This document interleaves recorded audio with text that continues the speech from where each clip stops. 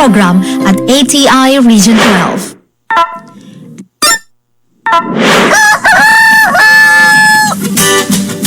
Uy, Maring Lorna, totoo ba yung nakita ko sa Facebook ni Maring Judith? Nag-aaral siya ulit kung kailan nagkakaedad mo? Oo, Maring Tess. Totoo. Sa katunayan, sabay kaming nag-enroll sa FFS at magkaklase kami ni Maring Judith. Ha? Oh? FFS? Yes, Mare. FFS, Farmers Field School. Programa ito ng gobyerno sa ilalim ng Rice Competitiveness Enhancement Fund o RCEF Extension Program sa pamamagitan ng TESDA, ATI at Farm Schools. Ginawa ito para tulungan tayong mga magsasaka na mas mapataas ang ating ani at kita sa pamamagitan ng mga pagsasanay. Talaga ba? Magkano naman yung Maring Lorna? Maring Tess, libre ito.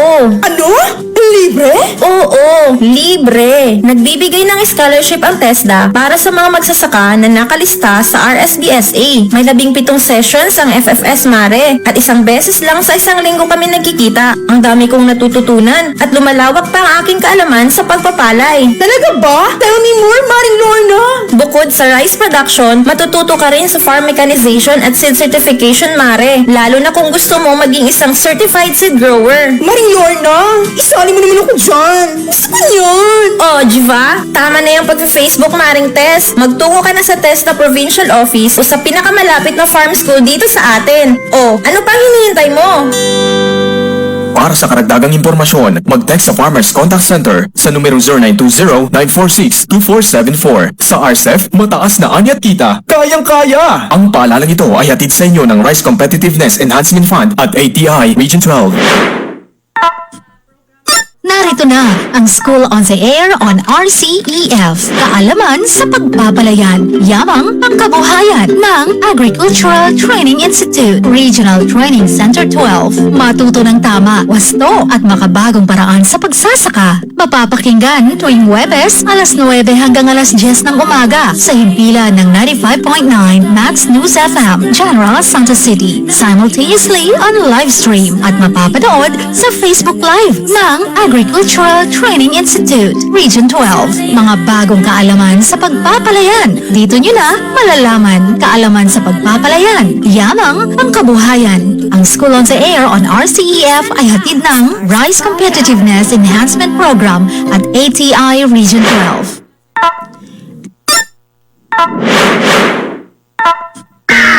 Narito na.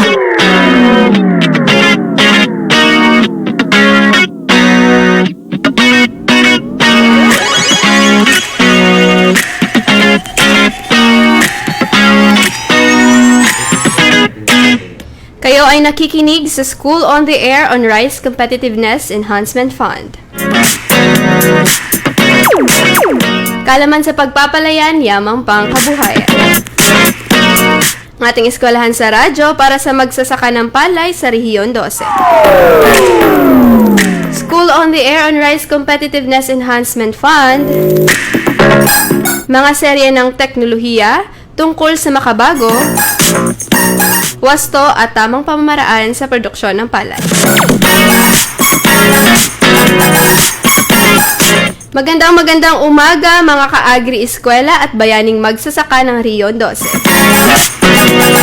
Isang masaganang pagbati po ang inihatid namin sa inyo. Ako po si Donna Jean Fabregar, Technical Staff ng Agricultural Training Institute Regional Training Center 12 na nakabase sa San Felipe Tentangan, South Cotabato.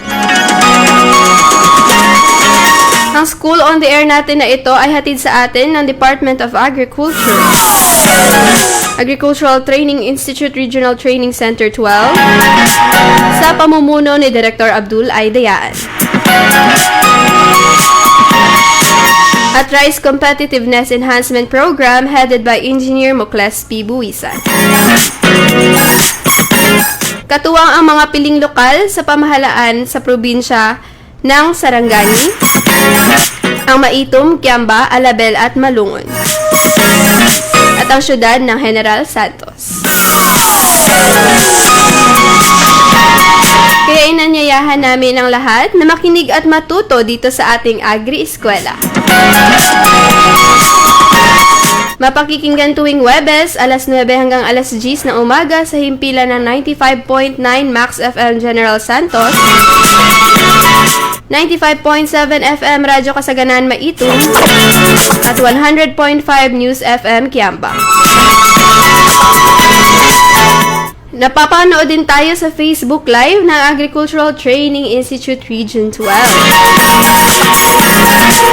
Yan po mga ka-agri-eskwela, noong nakaraang episode ay nakasama natin ang Cluster Head Mindanao B,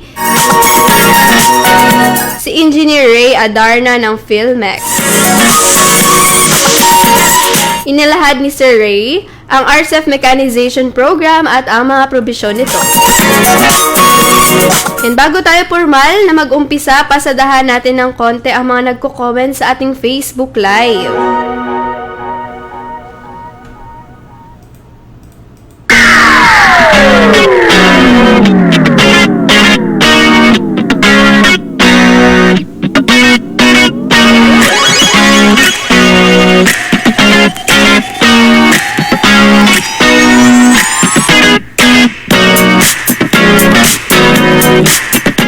Ayan, sabi ni Robert Solomon, "Good morning, sir. Shout out po kami dito sa Kitayan, Dako, Poblasyon Malungon, Sarangani Province. Group watching, si Ivy Solomon, Vivian Solomon, Elizabeth Solomon, Joylyn Cordero at Ara May Ruday." Yan, sabi ni Ma'am Marnil, "Good morning mga kapalay."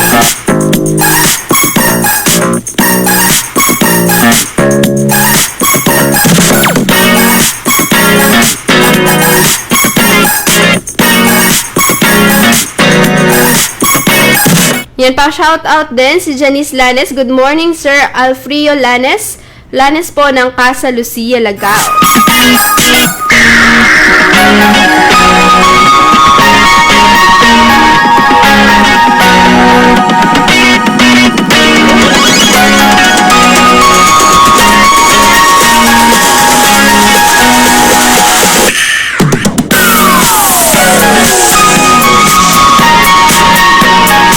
Happy watching sa lahat ng nanonood sa ating Facebook Live at nakikinig sa kani-kanilang mga radyo. Kaya naman matapos ang RCEF Extension, Seed at Mechanization Program, ngayong episode ay bubusugin namin kayo ng kaalaman tungkol sa isa pang component ng RCEF, ang RCEF Credit Program. Kasama po natin live ngayon ang Account Officer ng Land Bank of the Philippines, General Santos City Lending Center, Sir Fresnel E. Sarto. Sir, batiin po natin ang ating mga tagapakinig at tagapanood. Good morning, magandang umaga po sa inyong lahat. Mga kapalay, may tayong word, kapalay. Ayun. So, thank you po, sir, sa pagpapaunlak sa aming imbitasyon dito sa ATI. So, sir, ngayon ay pag-aralan natin ang RCEF Credit Program. Ano nga ba ito at ano nga ba ang mga probisyon nito? Maaari tayo magsimula, sir? Okay, doon na. Ang Land Bank, no? Ito po yung Expanded Rice Credit Assistance under Rice Competitiveness Enhancement Fund o ERCA RCEF. Ang rationale po nito, ERCA, ito ay pagpapahiram, no, na ang aim po is to help increase the productivity of rice farmers under cooperatives by providing financial assistance for the increase in rice production.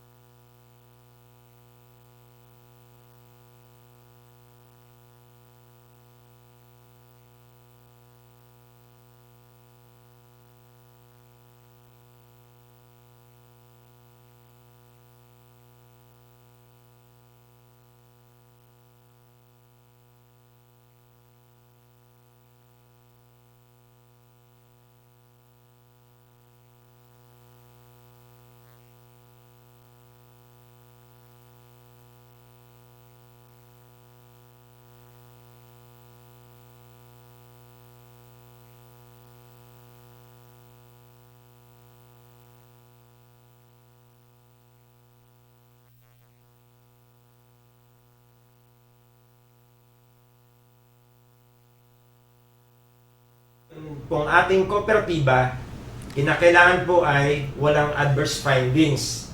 No? Ibig sabihin, good standing po yung ating cooperative, pati na rin po yung kanilang mga board of directors at yung kanilang key officers. No? Yung ating manager, treasurer at iba pang mga key officers po ng ating kooperatiba. And then, kinakailangan po yung ating cooperative, no? Meron pong strong backup office support with defined operational structure. So, nandyan po yung ating core management team. Mayroon po tayong manager, mayroon po tayong bookkeeper, o mayroon po tayong treasurer or cashier, o yung pong mayroon po tayong loan officer. And then, ito pong ating kooperatiba ay nagiging profitable po. Ibig sabihin, may ganansya po siya, no? Sa kanyang operation. Hindi po palaging lugi. Okay? Ibig sabihin, kumikita po yung ating kooperatiba.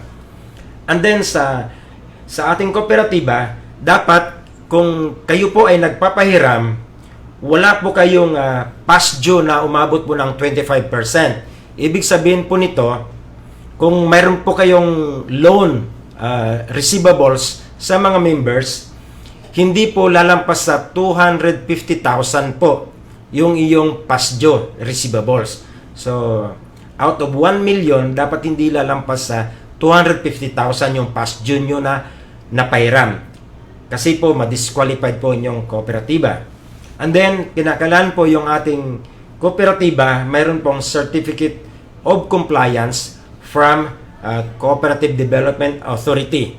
Kung nag-operate na po kayo, kung applicable po ito.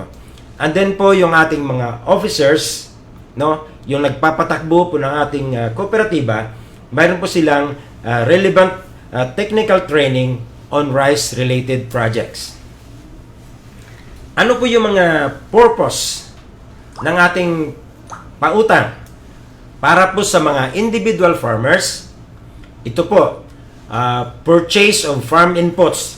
So, para sa similya, abono, at ano pa po yung mga pangangailangan sa ating palayan.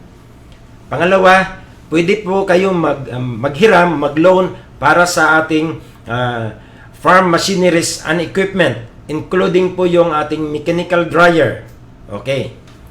Para po sa ating mga kooperatiba, pwede din po yung purchase of farm inputs para sa palayan, and then working capital, okay, and then acquisition of machineries and equipment, including mechanical dryer. Pwede din pong establishment of facilities, post-harvest or production facilities po.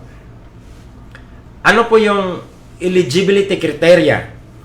Kasi po yung sa ating kooperatiba, di ba po, nagpapahiram po tayo. Halimbawa, relending o rediscounting po. Dapat po yung membro na hihiram po sa ating kooperatiba, registered po sila sa RSBSA. And then yung kanilang yung promissory note po nila sa inyo o sa ating kooperatiba, dapat po ay current, hindi po siya past due. At saka outstanding po siya, no? Of course. And then yung ating membro na maghiram po sa ating kooperatiba, dumaan din po siya ng relevant technical training sa pagpapalayan. Okay? Ano po yung mga loan features po? Or credit facilities, no? Para sa ating direct lending o para sa mga individual farmers, pwede pong short-term loan line o term loan, no? And then, para sa kooperatiba, pwede pong relending at saka rediscounting. Magkano po yung interest rate? Para po sa mga individual farmers, 2% per annum po, no? 2% bawat taon ang interest. Para po sa ating mga kooperatiba, 0% per annum po, no? 0% per annum. Provided na yung pahiram po natin sa ating mga membro ay hindi lalampas sa 6% per annum. Okay? Ganun po yan siya. And then yung maximum loanable amount sa ating individual farmers o rice farmer, 90% of total project cost. 90% po. Kung ang inyong project, no, o yung abot po ng 100,000 yung total project cost, pwede po kayong makihiram ng 90,000. Ayun, so 90% po ang pwede nilang mahiram, sir, no? So, Apo. pwede po ang kooperatiba at individual na makahiram sa land bank. Apo. At 90% of the total project cost. Kung 1 million po yung machinery na i-acquire po, pwede po hanggang 900,000 po. Kaya nga po mangyari, ang ating project cost sharing will be 90% under ERCA, then 10% po yung equity ng ating borrower. Okay? Meron din po tayong grace period, may be granted if applicable, based po sa cash flow ng ating project. Okay? And then yung maturity po ng ating loan, under po sa production, bali, 2 years po yung ating loan availment, no? Yung loan line, available po via 180 days promissory note. Ibig sabihin po nito, yung credit line mo po is 2 years, pero yung promissory note mo, babayaran mo po within 180 days or 6 months po pag production. Pag working capital po, it is based on the projected cash flow. And then, para sa acquisition po ng fixed asset, yung mga ating mga machineries and equipment, based din po sa projected cash flow, but hindi po ito lalampas sa economic useful life ng inyong fixed asset. Halimbawa, good for 3 years lang po o 5 years yung inyong yung economic useful life ng inyong fixed asset, hindi po lalampas doon yung inyong yung termino po ng inyong loan. Okay? Sa ating relending at saka rediscounting, based din po sa maturity po ng inyong sub-borrowers PN. Ito po yung para sa ating mga kooperatiba. Kung 6 months po yung ating mga sub-borrowers, no, hindi po lalampas sa 6 months. And then, para sa production, ano yung mga security, no? Loan security or conditions. Para po sa ating production, PCIC insurance, ito po siya, no? So, kinakailangan po itong insured sa PCIC, Philippine Crop Insurance Corporation. Para din po sa acquisition of equipment, machineries, mayroon po tayong tinatawag na chattel mortgage, no? On subject of financing. And then, applicable insurance cover po on the chattel finance endorsed in favor of the bank. And then, para po sa establishment of facilities, any or combination of the following, if applicable, case-to-case basis. Applicable insurance cover on the project finance endorsed in favor of the bank or real estate mortgage. Kailan po kinakailangan itong real estate mortgage? Lalong-lalo na po kung yung post-harvest facilities or yung pasilidad po, no? Kung ano ba yan, building, rice, bodega po yan siya, rice mill, na tatayuan po is siyempre doon po sa lupa na pagmamayari ng ating farmer o ng ating kooperatiba. At ito po ay i-mortgage po natin sa land bank, real estate mortgage po. Para po sa ating relending at rediscounting, ito po, case-to-case basis, assignment of sub-borrowers PNs including underlying collateral, and then assignment of proceeds from insurance guarantee claims such as PCIC, AGFP, and CSF. And then, ano po yung mode of release po natin? Pwede pong staggered or lump sum depending on the project. Okay? Supervised din po ito, no? Kung production, pwede po itong lump sum, no?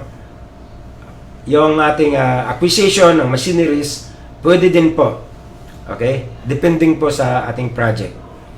Ano po, magkano po yung penalty? 3% per annum yung penalty. Once na nag-due na po yung loan mo, hindi ka nakabayad, hindi ka naka fully pay. Okay? Yung balance po, magkakaroon po ito ng penalty na 3% per annum.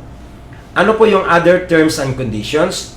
The borrower shall allow land bank to disclose client information to the program partners and credit bureaus. So, binibigyan nyo po ng karapatan yung land bank, no, na i-disclose o i-report po sa ating program partner, sa ating DA, no, Department of Agriculture, ano po yung status ng inyong loan sa land bank at saka sa credit bureau. And then, borrower to open, no, either pwede pong ATM or passbook savings account para doon po natin i-credit po yung ating loan proceeds. Okay? So, kinakailangan po may bank account po tayo. Either ATM or passbook savings account. Ano po yung mga documentary requirements? Para sa individual farmers, mayroon po tayong loan application, one valid government-issued ID or barangay certification. Siguro po mayroon na tayong tinatawag na yung national ID. No? Okay na po yun siya. And then mayroon po tayong sworn affidavit and or certification of no outstanding loans from any lending institution or DA ACPC for the same project. And then mayroon po tayong business permit if machineries and equipment financed under RCEP are operated as business. So, yun po. Paano po ninyo i-operate yung inyong machinery or equipment? Kailangan po natin ng business permit po yan siya. Kasi lisensyado po dapat. And then, para sa ating cooperative, no? Ano po yung mga requirements? Una, loan application. Pangalawa, certificate of accreditation from Department of Agriculture. Pangatlo, photocopy of certificate of registration from the CDA. Pangapat, biodata of incumbent officers and board of directors with ID, identification card po. And then, panglima, board resolution authorizing the cooperative to borrow and designating authorized signatories. Pang-anim, audited financial statements for the last year or latest interim FS and or projected financial statement for startups. And then, pang-pito, mayroon mo tayong business plan or consolidated farm plan and budget. Pang-walo, mayroon po tayong business permit as cooperative na nag-operate po sa isang lugar. Importante po yan, business permit. Ayan po. So, yun po yung mga requirements, no, para sa kooperatiba, sir, no? Loan application, certificate of accreditation from the DA, photocopy of certificate of registration, at ano pa ngayon, sir? Biodata. Biodata, ayun. Of incumbent officers and board of directors. Opo. So, meron pong 8. So, meron pa tayong board resolution authorizing the co-op to borrow and audited financial statement, no, for the last year or latest interim at business plan, no, kung para saan whichever is applicable po. Yes po. At kung para saan nila gagamitin ang loan, sir, no, or yung Opo. project nila, at yung current business permit po ng ating kooperatiba. Ayun, so bago tayo magpatuloy, no, merong mga katanungan dito, sir. Pwede po bang mag-loan ang individual? Yes, of course. Okay. Individual palay farmer. Under po dito sa ating ERCA. Ayun, so RCEP. pwede pong mag-loan. So ano nga ba yun, sir, yung mga requirements para sa individual, sir? Balikan po natin. Okay. Ang requirements po sa individual farmers, loan application form. Mayroon po tayong one valid government issued ID or barangay certification. Pero kinakailangan po natin yung government issued ID, di ba? Meron na po tayong national ID. Yes Kailangan po ayun. natin yon. And then yung ating sworn affidavit or certification of no outstanding loans from any lending institution or Department of Agriculture, ACPC, for the same project. Ito po yung nagpapatunay na yung project po ninyo na i-loan sa land bank ay wala po itong borrowings sa alinmang lending institution o bangko o under sa DAACPC conduit. Ayun. And then meron po tayong business permit. Ayun. So, yun po yung mga requirements. So, sir, pwede po ba silang mag-loan para sa binhi kung nakatanggap na sila ng seeds mula sa PhilRice? Ang binhi, hindi na po kasi na-finance na kayo ng PhilRice, no? So, para na lang po sa fertilizers o other inputs requirement po ng inyong palay production. Ayun. So, hindi na po pwedeng same project po yung kapag nabigyan na kayo ng benepisyo mula sa PhilRice or sa PhilMec, no? So, dapat yung loan na i-applyan nyo ay hindi para sa parehong proyekto. Ayan po, so magbabalik lamang kami makalipas ang ilang paalala.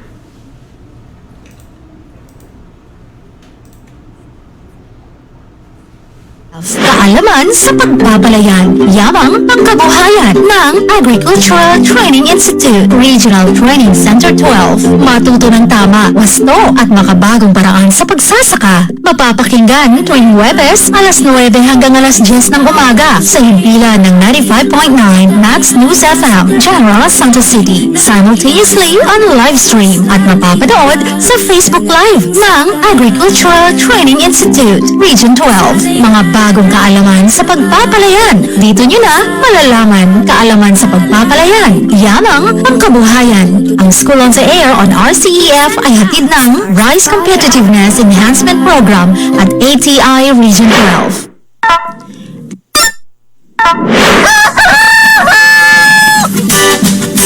Uy, Maring Lorna, totoo nakita ko sa Facebook ni Maring Judith? Nag-aaral siya ulit kung kailan nagkakaedad niya? Oo, Maring Tess. Totoo. Sa katunayan, sabay kaming nag-enroll sa FFS at magkaklase kami ni Maring Judith. Ha? Oh? FFS? Yes, Mare. FFS, Farmers Field School. Programa ito ng gobyerno sa ilalim ng Rice Competitiveness Enhancement Fund o RCEF Extension Program sa pamamagitan ng TESDA, ATI at Farm Schools. Ginawa ito para tulungan tayong mga magsasaka na mas mapataas ang ating ani at kita sa pamamagitan ng mga pagsasanay. Talaga ba? Magkano naman yung Maring Lorna? Maring Tess, libre ito. Ano? Libre? Oo, libre. Nagbibigay ng scholarship ang TESDA para sa mga magsasaka na nakalista sa RSDSA. May 17 sessions ang FFS, Mare. At isang beses lang sa isang linggo kami nagkikita. Ang dami kong natututunan at lumalawak pa ang aking kaalaman sa pagpapalay. Talaga ba? Tell me more, Maring Lorna. Bukod sa rice production, matututo ka rin sa farm mechanization at seed certification, Mare. Lalo na kung gusto mo maging isang certified seed grower. Maring Lorna, isali mo naman ako dyan. Gusto ko yun. Oh, Jiva, tama na yung pag-Facebook, Maring Tess. Magtungo ka na sa TESDA Provincial Office o sa pinakamalapit na farm school dito sa atin. Oh, ano pa hinihintay mo? Para sa karagdagang impormasyon, mag-text sa Farmers Contact Center sa numero 0920-946-2474. Sa RCEF, mataas na ani at kita. Kayang-kaya! Ang paalalang ito ay hatid sa inyo ng Rice Competitiveness Enhancement Fund at ATI Region 12. Narito na ang School on the Air on RCEF. Kaalaman sa pagpapalayan, yamang pangkabuhayan ng Agricultural Training Institute, Regional Training Center 12. Matuto ng tama, wasto at makabagong paraan sa pagsasaka. Mapapakinggan tuwing Huwebes, alas 9 hanggang alas 10 ng umaga sa himpilan ng 95.9 Max News FM, General Santos City. Simultaneously on live stream at mapapanood sa Facebook Live ng Agricultural Training Institute, Region 12. Mga bagong kaalaman sa pagpapalayan. Dito nyo na malalaman kaalaman sa pagpapalayan. Yamang pangkabuhayan. Ang School on the Air on RCEF ay hatid ng Rice Competitiveness Enhancement Program at ATI Region 12.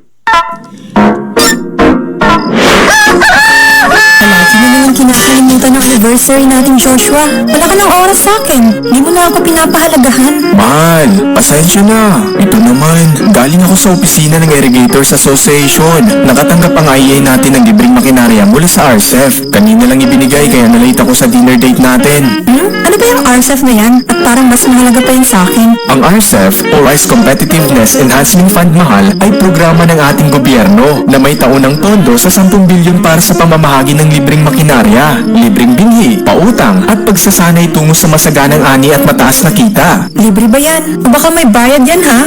Libre lahat ito, mahal. Maaari ka rin makibahagi sa RCEF Extension Program para tumaas pa ang iyong kalaman sa pagpapalay. Pwede ka mag-enroll sa School on the Air Program, sumali sa Information Caravan at mag-enroll sa Farmers Field School. Parang exciting yan, Mala. Sige nga, paano ba? Mag-text ka lang sa Farmers Contact Center sa numero 0920-946-2474. O siya, tara na. Baka makalimutan pa nating anniversary natin ngayong araw. I love you, mahal. Para sa karagdagang impormasyon, mag-text sa Farmers Contact Center sa numero 0920-946-2474. Sa RCEF, mataas na ani at kita, kayang-kaya! Ang paalalang ito ay hatid sa inyo ng Rice Competitiveness Enhancement Fund at ATI Region 12.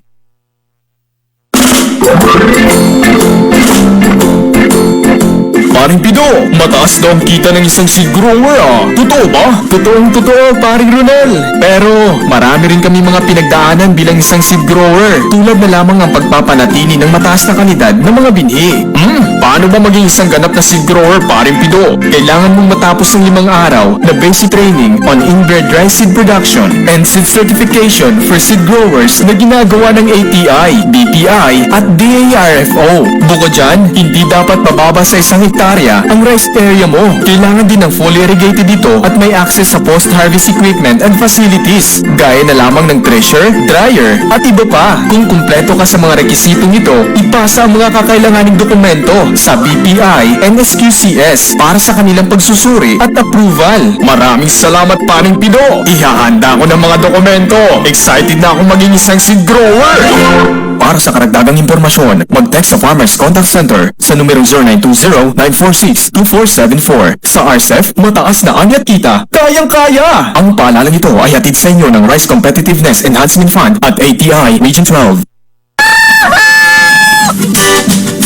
Uy, Maring Lorna, totoo nakita ko sa Facebook ni Maring Judith. Nag-aaral siya ulit kung kailan nagkakaedad niya. Oo, Maring Tess. Totoo. Sa katunayan, sabay kaming nag-enroll sa FFS at magkaklase kami ni Maring Judith. Ha? Oh? FFS? Yes, Mare. FFS, Farmers Field School. Programa ito ng gobyerno sa ilalim ng Rice Competitiveness Enhancement Fund o RCEF Extension Program sa pamamagitan ng TESDA, ATI at Farm Schools. Ginawa ito para tulungan tayong mga magsasaka na mas mapataas ang ating ani at kita sa pamamagitan ng mga pagsasanay. Talaga ba? Magkano naman yung Maring Lorna? Maring Tess, libre ito.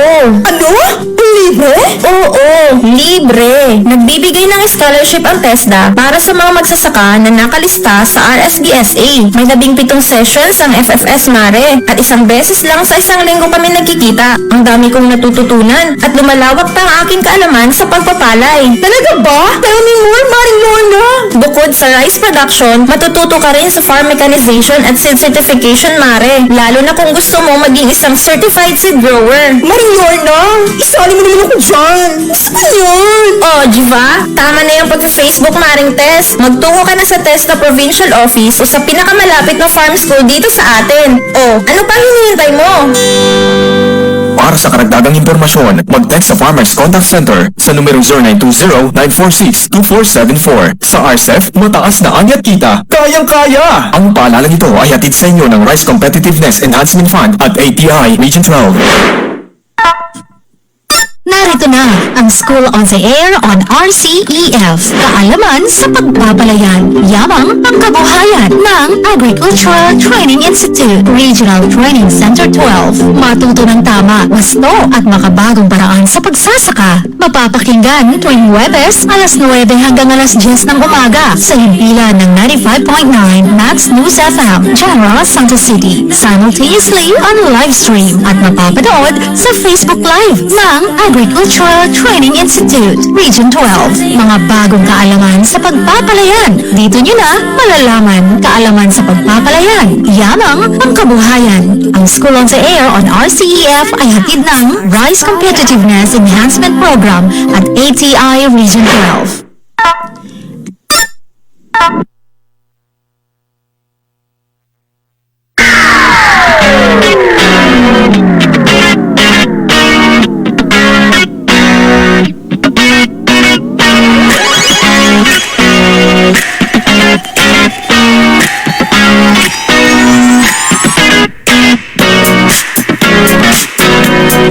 Tayo po ay nagbabalik. Kasama pa rin natin si Mr. Fresnel E. Sarto, ang Accountant Officer po or Account Officer ng Land Bank of the Philippines, General Santos City Lending Center.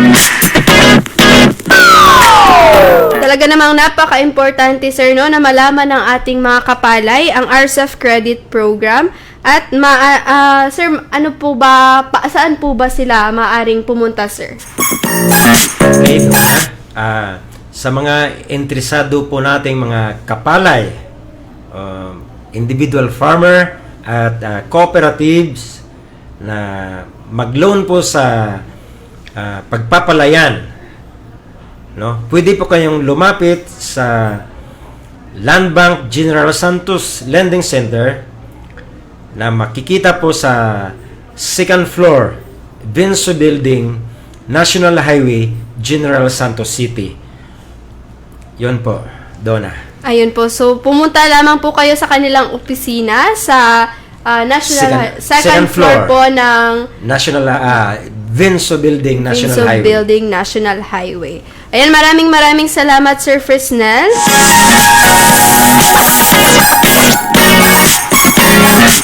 Yan, basahin ko lamang po ang kanina pang nagpapa-shoutout, no?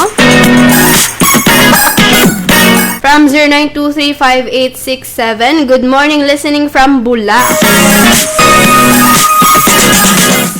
From 0955150026, shout out to all Baluan Buwayan Irrigator School on the Air, always present, Remigio Amor. At Tianchon Rani, Cambonga Berna, Redondo Gina, Salazar Basilia Candido. Thanks, sabi niya. Yan, thank you for listening po. Good morning, Liza Sernal, listening from Purok 4, Ligaya, General Santos City.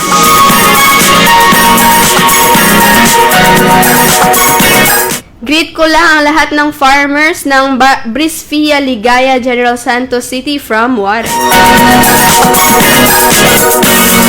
Good morning mga kasowa from RD Gomez, Purok San Jose, Baluan. Yan, thank you for listening po, Sir RD.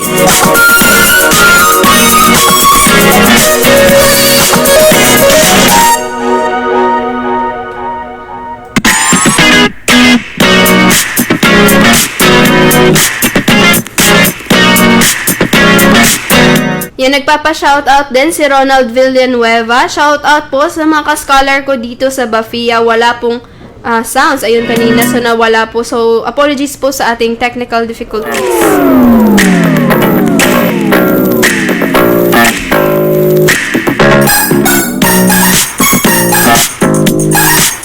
Meron ding listening from Ligaya from 0926-9753.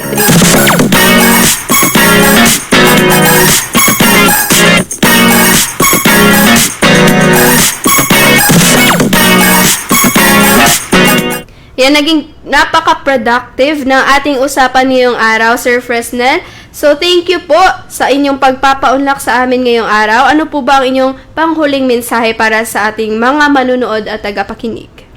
Okay, Donna. Sa lahat po nating mga kapalay from General Santos City and Sarangani, no? Sa Malungon, Kiamba, and Maitom. Ang Land Bank po ay open upang kayo po ay matulungan sa inyong gastusin sa inyong pagpapalayan. Yan lang po, Donna. Magandang umaga sa inyong lahat. God bless you all.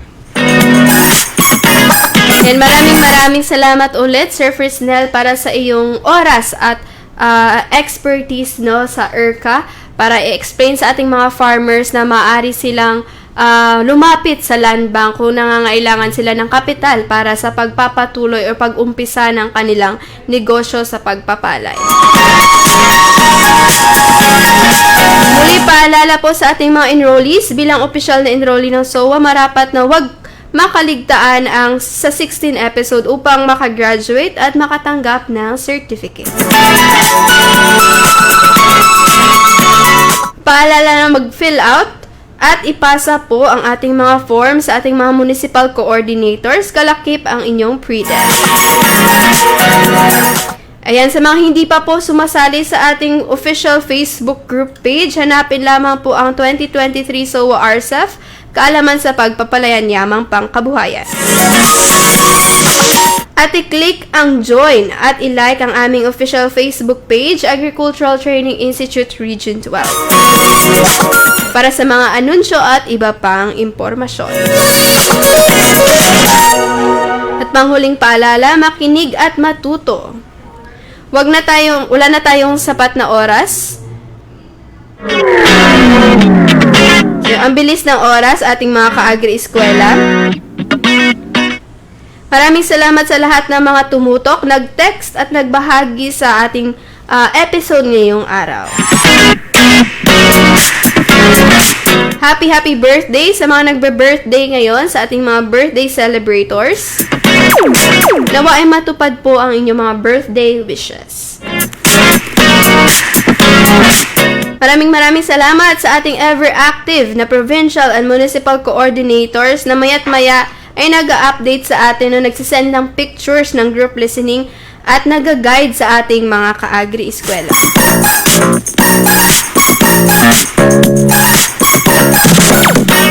And maraming salamat sa ating PLGU Sarangani, Sir Godard D. Dumalag, ang ating coordinator or provincial coordinator. From Omag Maitum, Sir Ernesto Nomus. From General Santos City, Sir Nandoy, Sir Hernando P. Ramirez. From Omag Alabel, Ma'am Kizayas G. Cabarubias. At from Omag Kiamba, andyan si Ma'am Onel T. Arancon. From Omag Malungo naman si Sir Chrisniel C. Gambok. Maraming salamat sa ating mga masisipag na coordinator. Maraming salamat din sa ating mga partner radio stations, 95.9 Max FM General Santos, 95.7 FM Radyo Kasaganaan, at 100.5 Muse FM Kiamba. And wag pong kaligtaang mag-text sa ating SOA or SOA coordinators para po sa ating attendance. At sa ating official text line, 0969-017-8136. That's 0969-017-8136. Again po, i-follow po ang ating social media accounts, Agricultural Training Institute Region 12. Sa Instagram at Twitter, at ATI-RTC12. Ating pong School on the Air on RCEF ay kada Webes po, 9 to 10 a.m.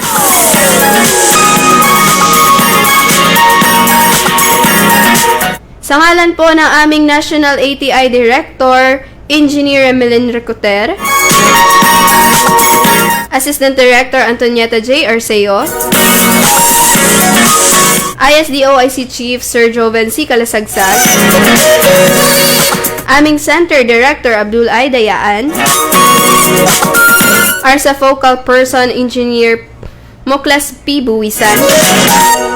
Maraming salamat po sa lahat ng nakinig at tumutok sa ating bisita, Sir Frisnel, at sa lahat ng radio stations or partner radio station natin at ating mga SOA coordinators. Hanggang sa muling episode po ng ating SOA,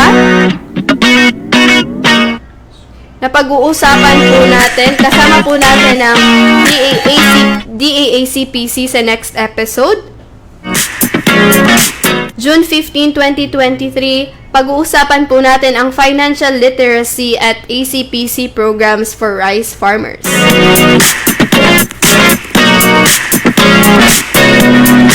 Hanggang sa muling episode ng ating School on the Air on RCEF, kaalaman sa pagpapalayan yamang pangkabuhayan. Ako po si Donna Jean Fabregar na nag-iiwan ng isang magandang umaga mga bayaning magsasaka.